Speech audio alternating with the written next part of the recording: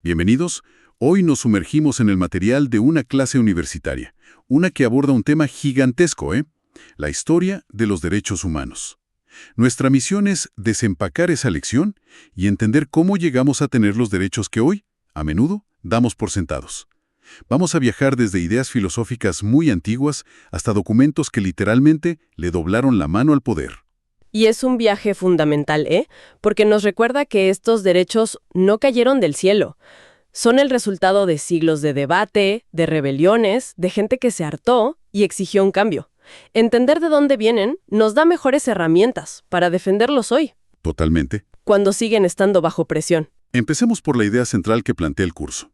Los derechos humanos son inherentes a nosotros, nos pertenecen por el simple hecho de existir. Y si simplificamos la historia, la humanidad ha estado en una búsqueda constante de dos cosas: libertad e igualdad. La historia nos presenta su primera gran ironía, una que se subraya mucho en el material. A menudo, el violador más sistemático de los derechos humanos no ha sido otro individuo, sino el propio Estado, la propia autoridad. Claro que existía la violencia entre personas, Pensemos en un señor feudal y su siervo, o un amo y un esclavo, donde el esclavo ni siquiera era una persona, era un objeto.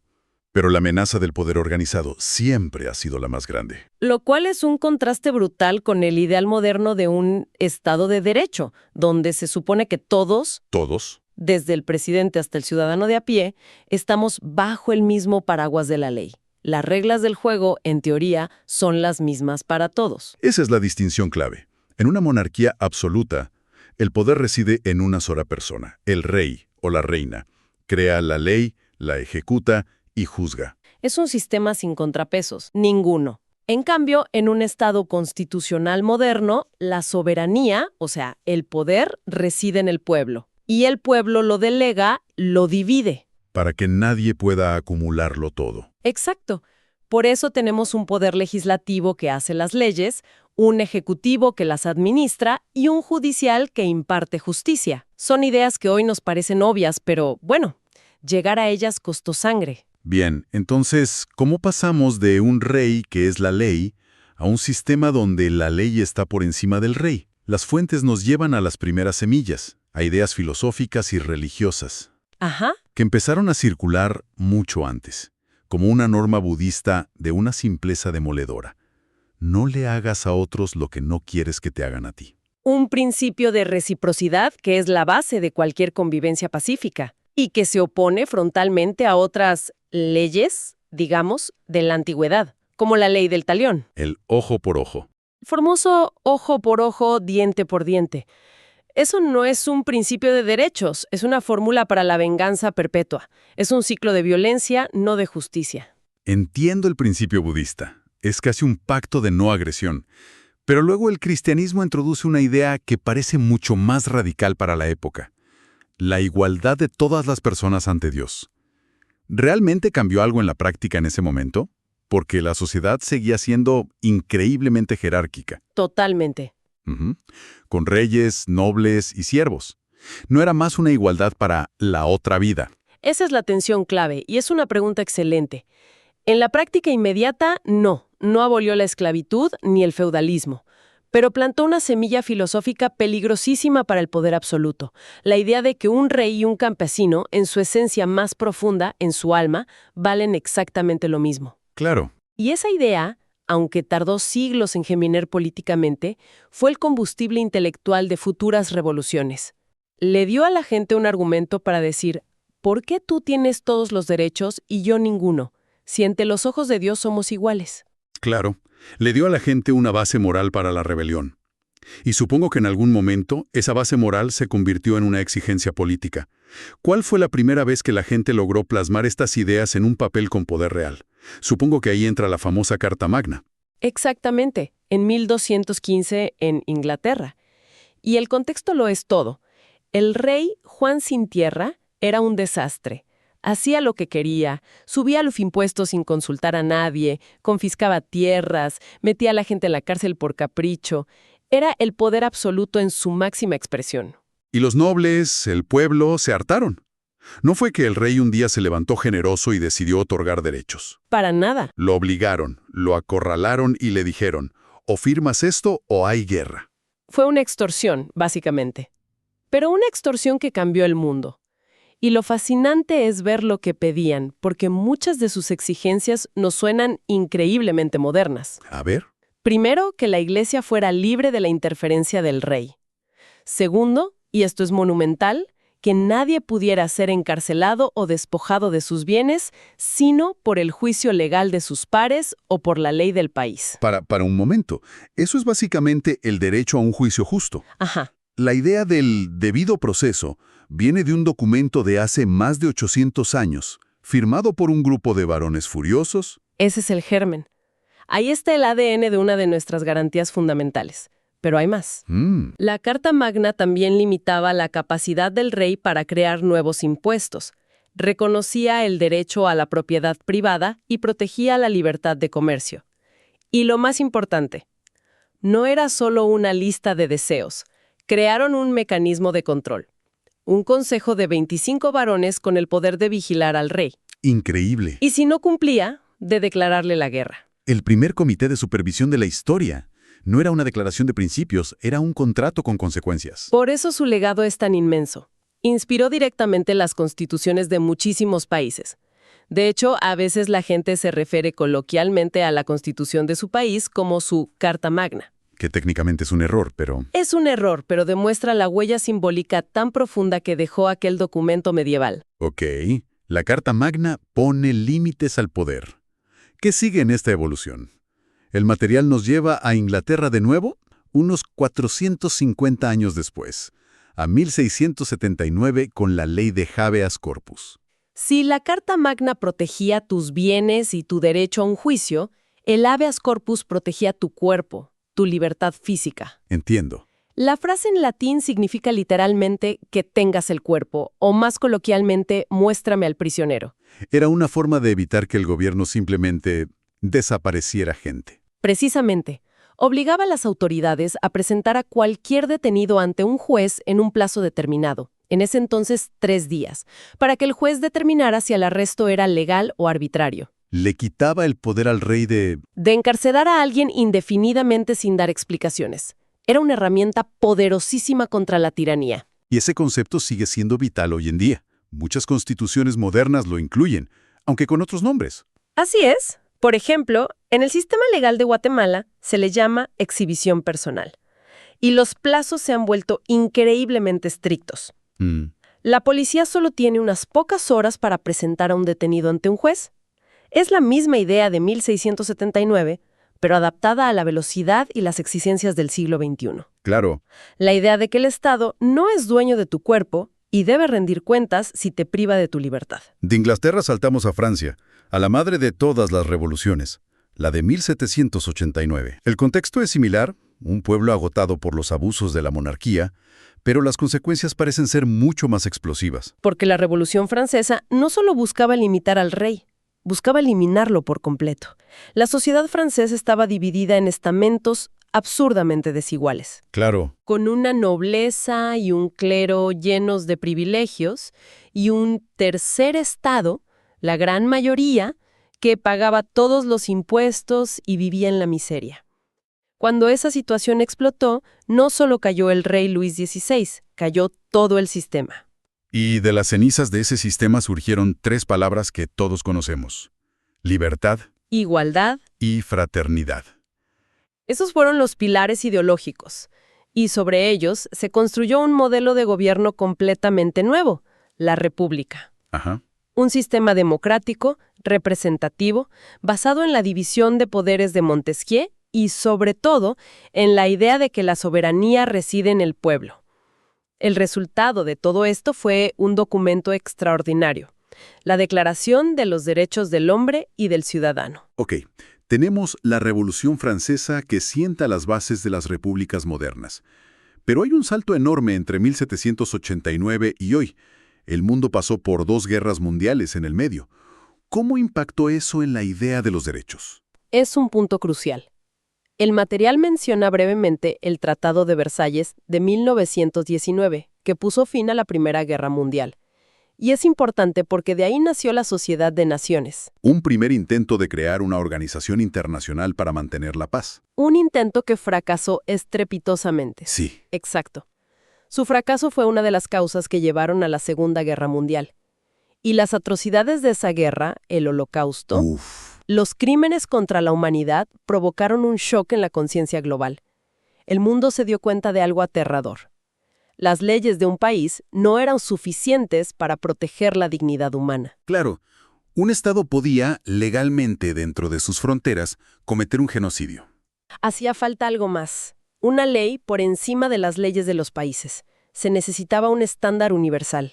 Una declaración que dijera, estos son los derechos mínimos de cualquier ser humano, en cualquier lugar del planeta, y ningún gobierno tiene derecho a quitárselos. Y de esa necesidad, sobre las ruinas de la guerra, nació primero la Organización de las Naciones Unidas en 1945 y luego en 1948 su documento más emblemático, la Declaración Universal de los Derechos Humanos. que es en esencia la culminación de todo este viaje histórico que hemos estado describiendo. Lo es. Recoge las ideas de la Carta Magna, de la Revolución Francesa y las proyecta a una escala global. Por primera vez, la comunidad internacional se puso de acuerdo en una lista de derechos que son universales, indivisibles e inalienables. Bien, hemos recorrido la historia, pero la clase también se mete en la filosofía detrás de todo esto. La pregunta de fondo es, ¿de dónde vienen estos derechos? ¿Por qué los tenemos? Y ahí se plantean varias corrientes. La primera es el justnaturalismo. El justnaturalismo, o derecho natural, defiende la idea más intuitiva. Los derechos son inherentes a nosotros. Vienen con el paquete humano. No dependen de que un gobierno los reconozca. Existen por sí mismos. Exacto. Y esta corriente se divide en dos. La teológica dice que estos derechos son un regalo de Dios. La vida, la libertad, son sagradas porque provienen de una voluntad divina. ¿Y la otra vertiente? Es la racional. Sostiene que los derechos no vienen de Dios, sino de la razón. Lo que nos distingue de los animales es nuestra capacidad de pensar, y esa cualidad nos otorga una dignidad y unos derechos que deben ser respetados. Ok, esa es una visión. Luego está el historicismo. El historicismo es más escéptico. Dice que los derechos no son universales ni naturales, sino que son una construcción social. Son producto de la historia y la cultura de cada pueblo. Entiendo. Lo que se considera un derecho fundamental en una sociedad puede no serlo en otra. Por ejemplo, el derecho consuetudinario de los pueblos indígenas, que nace de sus tradiciones, es un reflejo de esta visión. Y la tercera corriente, que parece la más controversial, es el positivismo. Es la que choca frontalmente con el justnaturalismo. Para un positivista, los derechos no son naturales. Un derecho existe si, y solo si, está escrito en una ley positiva, o sea, una ley creada por el ser humano y respaldada por el Estado. Si no está en la Constitución o en un código. Simplemente no es un derecho. Espera, eso suena peligroso. Según un positivista puro, si un Estado mañana aprueba una ley perfectamente legal que dice que cierto grupo de personas no tiene derechos, esa ley es válida. Esa es la crítica más fuerte al positivismo. En su forma más extrema, sí. Si la ley fue creada siguiendo los procedimientos correctos, es válida, sin importar si su contenido es justo o monstruoso. ¡Wow! Por eso, la mayoría de los sistemas legales modernos son una mezcla. Son positivistas en el sentido de que los derechos deben estar escritos para poder exigirlos, pero se basan en un fundamento justnaturalista, la idea de que hay una dignidad humana inherente que esas leyes no pueden violar. Fascinante. Hemos cubierto muchísimo terreno. Si tuviéramos que destilar esto en las ideas clave que alguien debería recordar de esta lección, ¿cuáles serían? Yo diría que 4. La primera es la definición. Los derechos humanos son esas garantías básicas que nos permiten vivir con dignidad, buscando siempre la libertad y la igualdad. La segunda, que no fueron un regalo. Son el resultado de luchas históricas concretas contra el poder absoluto. Exacto. Cada derecho que tenemos costó algo. Tercero, Los hitos documentales de esa lucha. La Carta Magna de 1215 como el primer límite al poder. La Revolución Francesa como el nacimiento del ciudadano y la República. Y, crucialmente, la Declaración Universal de 1948 como la respuesta del mundo a la barbarie. y yo añadiría la cuarta, la tensión filosófica. El debate entre si los derechos son naturales, inherentes a nosotros, El iusnaturalismo. o si son una creación del Estado plasmada en la ley, el positivismo. Entender esa discusión es clave para comprender muchos de los debates de hoy. Exacto. Al final, este recorrido histórico no es un mero ejercicio académico. Es una herramienta para entender la tensión permanente que existe entre el poder del Estado y la libertad del individuo. Una tensión que sigue tan viva hoy como en 1215. Entonces, comprender esta historia nos da perspectiva para valorar lo que tenemos y para estar alertas. Nos muestra que el progreso no es inevitable y que los derechos, una vez ganados, también se pueden perder. Y con esa idea podemos cerrar con una reflexión que se desprende de todo el material. La historia nos muestra que los grandes avances en derechos surgieron cuando la gente se cansó de los abusos y las arbitrariedades de su tiempo y luchó por un cambio. Si pensamos en el mundo de hoy, ¿cuáles podrían ser las arbitrariedades modernas que quizás sin que nos demos cuenta estén sentando las bases para la próxima gran evolución de los derechos humanos? A ver, pensemos en algo súper sencillo. En una relación de trabajo, por ejemplo. Ajá. Mi derecho a recibir un salario es, al mismo tiempo, la obligación de mi jefe de pagármelo, ¿cierto? Es un equilibrio perfecto, ¿sí? Pues hoy vamos a usar esa idea de balance para meternos a fondo en algo inmensamente más complejo, los derechos humanos. Y la idea es usar como guía unos apuntes de una clase universitaria muy completos para ir más allá de la definición del libro. Exacto. Queremos desentrañar qué son realmente, por qué son de todos y cómo ha sido, pues, esa evolución tan complicada para que se reconocieran, sobre todo en el contexto de Guatemala. Un camino lleno de curvas y retrocesos, la verdad. Totalmente. Y para empezar, yo creo que hay que ir directo al nudo, a esa idea que mencionan las notas y que se oye tanto en la calle. Ya sé a cuál te refieres. Esta de que los derechos humanos son para los delincuentes, es que es una frase que parece dinamitar toda la idea desde el principio. Sí, es el punto de fricción por excelencia. Y lo fascinante es que las notas usan justo esa idea para explicar la esencia de los derechos humanos. ¿Cómo? O sea, su valor no es premiar a los buenos, es proteger a la persona, a cualquier persona, de la arbitrariedad del poder. No hacen esa distinción moral que hacemos en el día a día. A ver si entiendo. ¿Me estás diciendo que el sistema ignora a propósito las acciones de alguien para poder protegerlo? ¿Cómo funciona eso sin que se sienta como una injusticia? El derecho penal es el ejemplo perfecto. Digamos que una persona comete un delito, uno grave. ¿Ok? En el momento en que la capturan, no pierde su condición de ser humano y, por lo tanto, no pierde sus derechos fundamentales. ¿Y cuál sería el más importante en ese caso? El derecho a un debido proceso. Eso está en la Constitución y es un derecho humano clave. Significa que el Estado, con todo su poder, no puede simplemente encerrar a esa persona y ya. ¿Y qué implica exactamente ese debido proceso? Implica que nadie, absolutamente nadie, puede ser condenado sin antes haber sido citado oficialmente, escuchado en un juicio justo donde pueda defenderse y vencido con pruebas. Es como un escudo. Es un escudo. Protege al culpable de un castigo brutal o de la tortura y protege al inocente de ser condenado por error. El derecho humano no dice, esta persona es buena. Dice, esta persona tiene derecho a un proceso justo. Y punto. ¿Entendido? Es un mecanismo contra el abuso de poder, sin importar a quién se juzgue. Pero, bueno, esto me lleva a otra tensión, que las notas exploran mucho. La idea de que los derechos no son ilimitados. Para nada. Está la famosa frase, el derecho de una persona termina donde empieza el derecho de la otra. Precisamente. Y ese choque de derechos es el pan de cada día. El ejemplo que dan las notas es clarísimo y muy actual. El de las manifestaciones. Ese mismo. El derecho a la manifestación contra el derecho a la libre locomoción. Ambos son derechos fundamentales, están en la Constitución. Claro, un grupo tiene derecho a protestar para exigir algo, y al mismo tiempo, el resto de la gente tiene derecho a moverse por la ciudad, para ir a su trabajo, a su casa, a lo que sea. Y cuando los manifestantes bloquean una carretera, pues ahí chocan los dos derechos de frente. ¿Quién tiene la razón? ¿Cómo se resuelve eso? Ahí es donde el Estado tiene que actuar como un árbitro, digamos, muy cuidadoso. Su función, según la ley, es sopesar los derechos y decidir buscando la realización del bien común. El bien común. Sí, y no hay una fórmula matemática para eso, ¿eh? Es un juicio de valor que depende de cada situación. A veces se protege la protesta, a veces se prioriza la circulación. Pero me pregunto, ¿quién define ese bien común?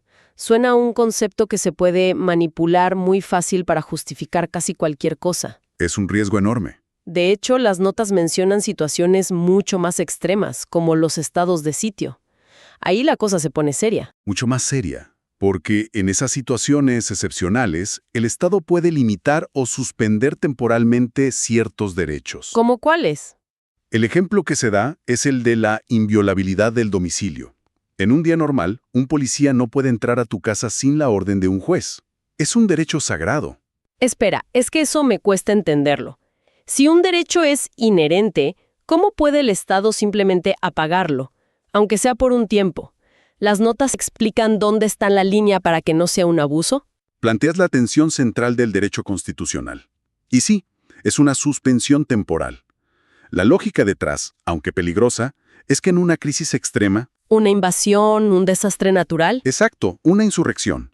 La supervivencia de la colectividad, o sea, el bien general, se considera superior al derecho individual. Entonces, para preservar el orden, las autoridades podrían entrar a una casa sin orden judicial. Una válvula de escape que le da un poder inmenso al gobierno. La Constitución misma prevé ese mecanismo de emergencia, pero sí, es un poder inmenso. Demuestra lo frágiles que pueden ser estos derechos que damos por sentados. Y claro, este sistema tan complejo no debe haber existido siempre. Las notas le dedican un buen espacio a la evolución histórica en Guatemala. Exacto. Nada de esto salió de la nada. Es resultado de siglos de luchas. Si seguimos la línea de tiempo de los apuntes, vemos que ya había semillas de estas ideas incluso antes de la independencia. ¿Tan atrás? Sí, fíjate que mencionan la Constitución de Bayona de 1808, un documento napoleónico que, aunque nunca se aplicó aquí, fue el primero que circuló con ideas que hoy nos parecen obvias. ¿Cómo cuáles? La prohibición de la tortura o la inviolabilidad del domicilio. En ese momento eran ideas revolucionarias. Una semilla que, me imagino, tardó muchísimo en germinar. Muchísimo. El verdadero punto de inflexión, el gran salto, según estas notas, es la Constitución de 1945. La describen como un cambio de paradigma total. ¿Por qué? ¿Qué la hizo tan diferente? Es que no ocurrió en un vacío. Fue justo después de la Segunda Guerra Mundial. El mundo entero estaba reflexionando sobre cómo evitar otra catástrofe. Claro. Y la conclusión global fue que la paz no solo dependía de libertades individuales como la de expresión, sino de garantizar una vida digna para todos. Y esa idea aterrizó en Guatemala con los derechos sociales. O sea que esta idea de derechos sociales fue, digamos, una importación, parte de un movimiento global. Fue parte del espíritu de la época. Por primera vez, una constitución guatemalteca decía que la gente tenía derecho al trabajo, a la educación, a la salud, a la protección de la familia. Eso fue revolucionario. Cambió la función del Estado por completo. Totalmente. Ya no era solo un policía que vigilaba la propiedad. Ahora tenía la obligación activa de construir escuelas, hospitales, crear condiciones de trabajo justas. Me imagino la resistencia que debió generar esa idea en las élites de la época. Las notas no detallan esas pugnas, pero lo implican. Y en medio de esa transformación, esa Constitución de 1945 hizo algo más que fue monumental. ¿Qué fue? Le otorgó el derecho al voto a la mujer. No fue un artículo más, fue redefinir quién era un ciudadano pleno, con voz política. Un avance gigantesco. Y eso nos lleva a la Constitución actual, la de 1985. ¿Qué rol juega en esta historia? La del 85 se presenta como una constitución de síntesis y de blindaje. Nació después de décadas de conflicto armado, donde los derechos humanos fueron violados sistemáticamente. Entiendo. Entonces, su espíritu es el de recoger todos los avances anteriores, los individuales y los sociales del 45, y fortalecerlos. Crear más mecanismos de protección para intentar que la historia no se repita. Bien, hemos cubierto la tensión, los límites y la historia. Creo que es un buen momento para destilar las ideas más potentes de estas notas, los conceptos clave. De acuerdo. Si tuviera que elegir el primero, sería la definición misma. Y parafraseando la idea central, los derechos humanos no son un premio que te ganas, son parte de nuestra configuración de fábrica. Me gustó mucho esa idea. Exacto. No te los puede dar un gobierno y por lo tanto no te los puede quitar.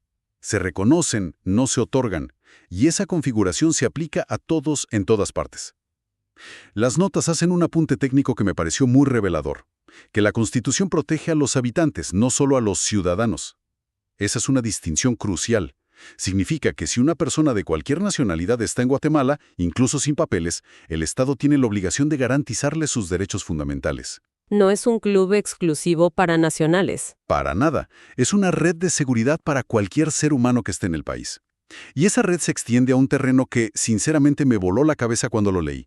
La protección de derechos después de la muerte. Suena a filosofía. Es un concepto profundo, pero con aplicaciones muy prácticas.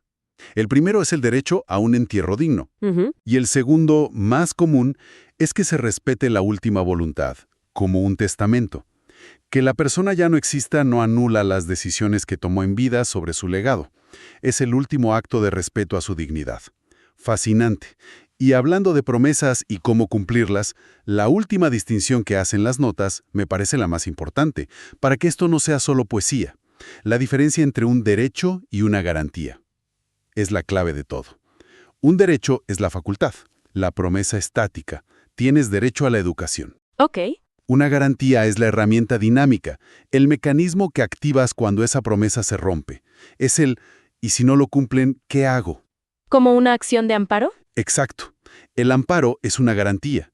Es el botón de emergencia que un ciudadano puede presionar para forzar al Estado a cumplir. El derecho es el qué y la garantía es el cómo. Sin garantías, los derechos serían solo una declaración de buenas intenciones. Serían un brindis al sol. Las garantías son los dientes del sistema. Perfecto. Entonces, para recapitular, hemos visto que los derechos humanos nacen de una tensión constante entre su universalidad y sus límites. Ajá.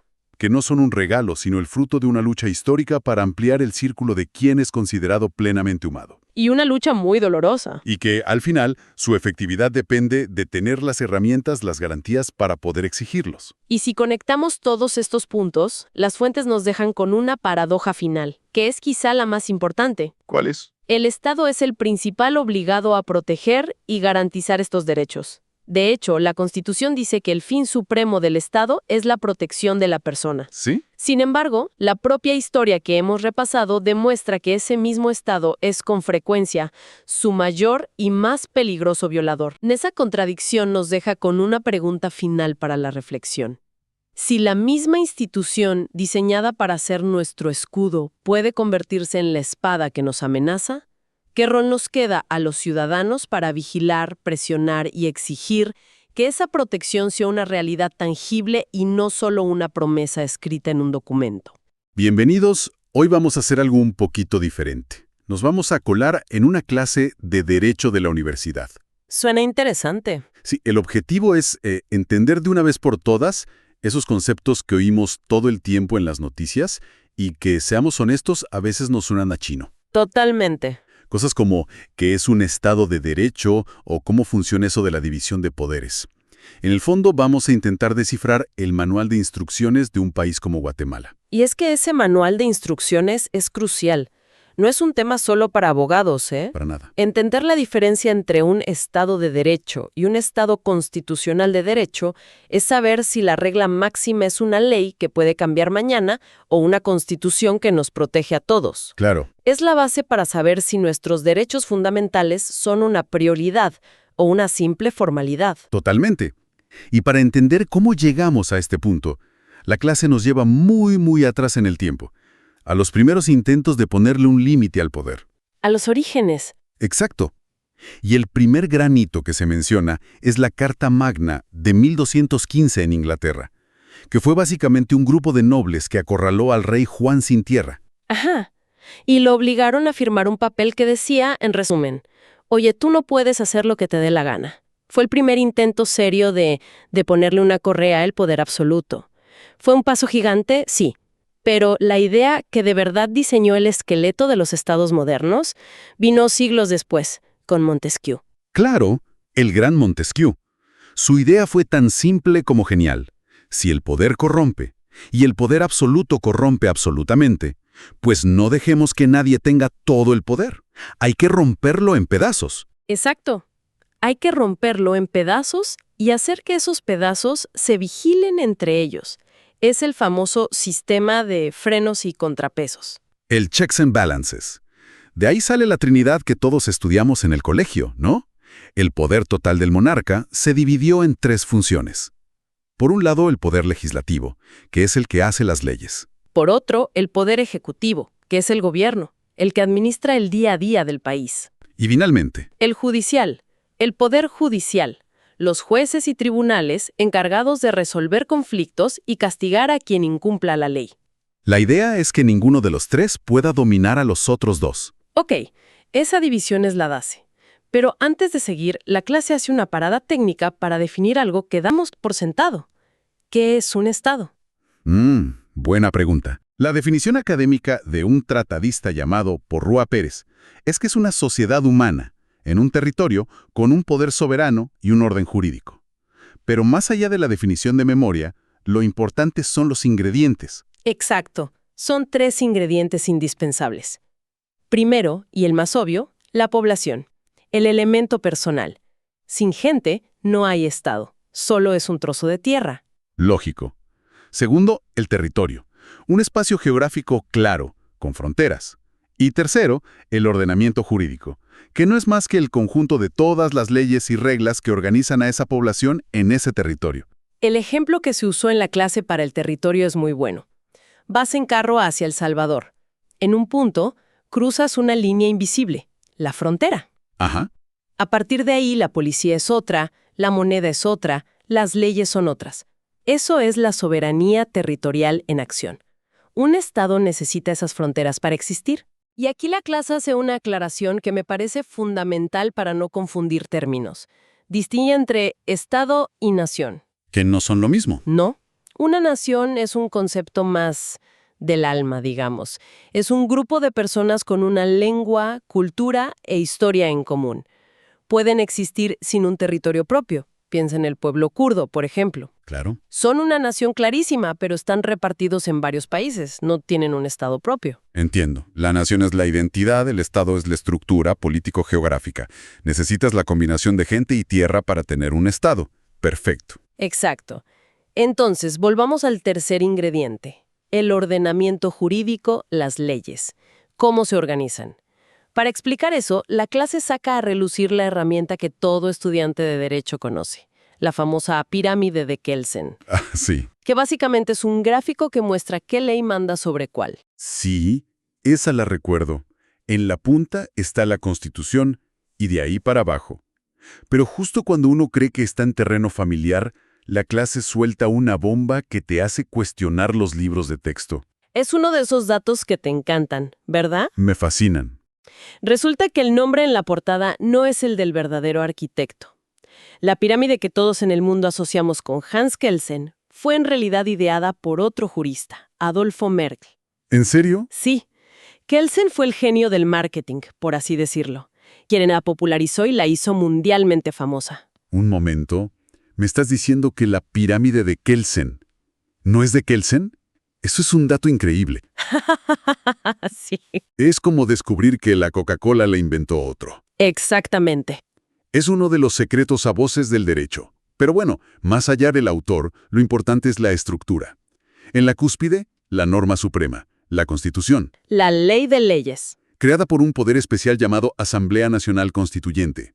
Debajo de ella están las leyes ordinarias, el Código Penal, el Código Civil, las que hace el Congreso en su día a día. Luego, más abajo, los reglamentos, que son como las instrucciones detalladas de las leyes ordinarias, ¿no? Eso mismo. Y en la base de todo, las normas individualizadas. Una sentencia de un juez, un contrato que firmas, una multa de tráfico. Son leyes que aplican solo a ti o a una situación concreta. Ok. ¿Sí? Muy clara. Pero en el mundo real, las cosas se complican. Y la clase llega a un punto donde esta estructura tan clara parece romperse. Un verdadero nudo gordiano para el derecho guatemalteco. Los tratados internacionales de derechos humanos. Aquí es donde la cosa se pone buena. La pregunta del millón es, ¿dónde diablos pones esos tratados en la pirámide? Uf, esa es la pregunta. ¿Van por encima de la Constitución, a la par o por debajo? Porque dependiendo de la respuesta, los derechos de las personas tienen más o menos protección. Es una controversia enorme. Y la confusión nace de la propia Constitución, que parece contradecirse a sí misma en 3 artículos. ¿Así? Es básicamente el meme de los Spider-Man señalándose entre ellos, pero en versión constitucional. 3 artículos, todos reclamando ser el jefe. A ver, desarmemos ese nudo. ¿Cuáles son los artículos en conflicto? Sobre el derecho interno. La palabra clave es preeminencia. Suena a que están por encima de todo. Suena a eso, pero luego... Pero luego llega el artículo 175 y te dice de forma tajante que ninguna ley podrá contrariar las disposiciones de la Constitución. ¿Y para rematar? Para rematar, el 204 afirma que la Constitución prevalece sobre cualquier ley o tratado. Es un choque de trenes en toda regla. ¿A quién le haces caso? Parece un callejón sin salida. Pero la clase nos da la llave para resolverlo. Y está en un detalle técnico que normalmente pasamos por alto. El epígrafe. El epígrafe. El título del artículo. Titulito que tiene cada artículo, exacto. Y resulta que hay una norma transitoria en la propia Constitución, el artículo 20, que dice que esos títulos solo son para ilustrar, no para interpretar la ley. Ok, déjame ver si entendí. A pesar de que el título del artículo 46 grita preeminencia, no podemos quedarnos solo con eso. No, Tenemos que leer la letra pequeña del artículo. precisamente. Y la letra pequeña dice que los tratados de derechos humanos tienen preeminencia sobre el derecho interno. Ajá, ¿y qué significa derecho interno? La interpretación que se explica en la clase es que derecho interno se refiere a todo lo que está debajo de la Constitución en la pirámide. O sea, las leyes ordinarias, los reglamentos. Exacto. Por lo tanto, la conclusión es que los tratados de derechos humanos no están por encima de la Constitución. Entonces, están a la par. Exacto. Están al mismo nivel como si fueran un refuerzo de lujo para la Constitución. La expanden, la complementan, pero no la superan. Interesante. Otros tratados que no sean de derechos humanos, por ejemplo uno de comercio, sí estarían por debajo de la Constitución. Vale, eso aclara bastante el panorama. Pero, como en toda buena historia, siempre hay un giro. La clase introduce un principio que actúa como una especie de regla de oro. Una carta que le gana a todas. El principio pro persona. Este principio es una maravilla y está en el artículo 44 de la Constitución. Es una garantía fundamental que dice algo muy simple. En caso de duda o conflicto entre leyes, un juez siempre debe aplicar la norma que más proteja, que más beneficie a la persona. No importa la jerarquía. No importa si esa norma está arriba o abajo en la pirámide. Lo que importa es el bienestar del individuo. Se da 2 ejemplos clarísimos. El primero, la pena de muerte. A ver. La Constitución de Guatemala la permite en ciertos casos. Sin embargo, el país ha firmado tratados internacionales como la Convención Americana sobre Derechos Humanos que la prohíben o limitan severamente. Y como esos tratados protegen más el derecho a la vida, se aplican los tratados aunque la Constitución diga otra cosa. Correcto. Por eso en la práctica no se aplica la pena de muerte en Guatemala. ¡Wow! ¿Y el otro ejemplo? El segundo ejemplo es laboral. Imagina que la Constitución dice que un empleado público tiene derecho a una indemnización máxima de 10 años de salario. Ok. Pero luego, el sindicato firma un pacto colectivo, que es una norma muy abajo en la pirámide, que establece una indemnización de hasta 30 años. ¿Cuál se aplica? El pacto colectivo, sin duda. Porque favorece más al trabajador. El principio pro persona es como una válvula de seguridad que garantiza que el sistema siempre se inclina a favor del ser humano. Esa es la idea. Y con todas estas piezas, división de poder, la pirámide de leyes y el principio pro persona, ya estamos listos para entender la gran distinción final que plantea la clase. Una que parece un detalle técnico, pero que lo cambia todo. Así es. La diferencia entre Estado de Derecho y Estado constitucional de Derecho. Siempre pensé que eran sinónimos. Pues no lo son. Y la diferencia es abismal. En un Estado de derecho clásico, el rey es la ley. La norma suprema es la ley ordinaria, la que aprueba el Parlamento o Congreso. Ok. Se habla de poderes, legislativo, ejecutivo, judicial. Y el juez es casi un robot. Su única función es agarrar la ley y aplicarla al pie de la letra, sin cuestionarla. Ok. Sumisión total a la ley. Y en el Estado constitucional de derecho, Aquí el juego cambia. La reina es la Constitución, es la norma suprema, y todas las demás leyes, sin excepción, deben arrodillarse ante ella. y eso tiene consecuencias enormes. Enormes. Primero, el lenguaje. La Constitución de Guatemala, en su artículo 141, no habla de poderes, sino de organismos. ¿Y eso qué importa? Suena a lo mismo. No es solo semántica.